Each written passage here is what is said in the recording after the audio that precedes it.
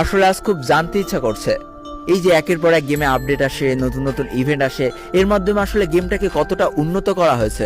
যদি উন্নতই করা হয় তাহলে কেন আজ এইখানে দাঁড়িয়ে আমি পুরনো ফ্রি ফায়ারটাকে এত বেশি মিস করছি? কেন বারবার 2-3 বছরের পুরনো ফ্রি ফায়ারটাকে ফিরে পেতে ইচ্ছা করছে? আসলে এর মেন কারণটা কি জানো? প্রতিনিয়ত যে শুধু গেম আপডেট হচ্ছে তা না, গেমের সাথে সাথে আমরা আমাদের মন মানসিকতাকে অনেক আপডেট করে ফেলেছি। আর এই জন্য হয়তো ফ্রি ফায়ারের উপর থেকে লক্ষ লক্ষ মানুষের ভালোবাসাটা আস্তে আস্তে উঠে যাচ্ছে। এটার জন্য আমরা যতই গেইনাকে দায়ী করি, দিন শেষে কিন্তু আমরাই এটার জন্য দায়ী। আচ্ছা, যারা পুরনো প্লেয়ার আছে তারা একটু বুকের পরে হাত রেখে একটা সত্যি কথা বলো তো, সেই প্রথম যখন ফ্রি ফায়ার গেমটা খেলতে তখন বেশি ভালো লাগতো নাকি এখন বেশি ভালো লাগে?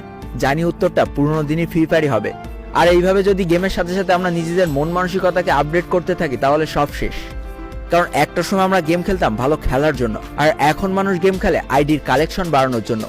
ফ্রি ফায়ারের এমন একটা সময় আমরা পার করে এসেছি যখন ভালো কোনো গিল্ডে চান্স পেতে গেলে তোমার ভালো প্লেয়ার হওয়া লাগতো, আর এখন ভালো কোনো গিল্ডে জায়গা করে নিতে গেলে তোমাকে হাজার হাজার ডায়মন্ডে টপ আপ করতে হবে।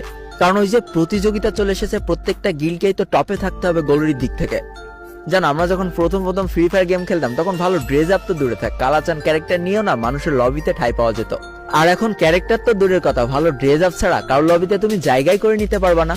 একটা সময় আমরা গেমে যেতাম বন্ধুরা একসাথে গোল করে বসে র্যাঙ্ক পুশ করার জন্য, আর এখন গেমে যাই কাস্টম চ্যালেঞ্জ খেলার জন্য। এই তো বেশি দিন আগের কথা না, 2 থেকে 2.5 বছর আগে আমরা গেমে যেতাম নতুন বন্ধুত্ব তৈরি করার জন্য, আর এখন গেমে যাই বন্ধুদের সাথে কাস্টম চ্যালেঞ্জ খেলে বন্ধুত্ব নষ্ট করার জন্য।